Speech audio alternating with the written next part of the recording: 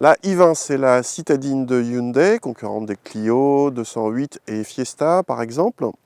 Elle a été restylée cette année, en 2018, avec des modifications sur le bouclier et à l'arrière sur le bouclier également, et les feux. Et comme signe distinctif le plus évident, la plaque d'immatriculation qui est désormais intégrée au haillon et non plus au bouclier à l'arrière. Autre particularité de cette version restylée, elle a abandonné les motorisations diesel, il n'y a plus que de l'essence. Ici, on a droit à un 1 litre 3 cylindres de 100 chevaux qui peut être associé à une boîte à double embrayage DCT, comme c'est le cas sur notre modèle d'essai. Ce modèle d'essai est en finition active, c'est-à-dire un peu baroudeuse, comme la Fiesta Active, deux constructeurs qui choisissent la même appellation pour des déclinaisons baroudeuses, justement. Toute la panoplie avec des protections à l'avant, à l'arrière, des barres de toit sur les côtés. En plus, la i20 Active est rehaussée de 5 cm par rapport à la i20 normale et a droit à des roues de 17 pouces. La planche de bord n'a pas beaucoup évolué, reste plutôt austère, surtout par contraste avec la couleur extérieure vive de notre modèle d'essai. La qualité de présentation est correcte dans la catégorie et l'ergonomie assez facile dans l'ensemble. L'équipement comprend le freinage automatique d'urgence et l'aide au maintien en voie en série à partir du deuxième niveau de finition, de même qu'Android Auto et Apple CarPlay.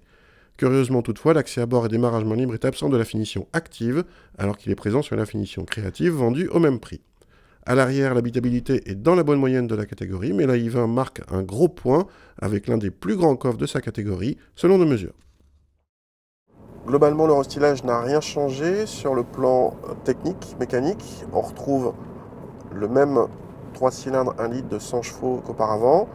Il est bien isolé en termes de vibration, correctement insonorisé pour une citadine.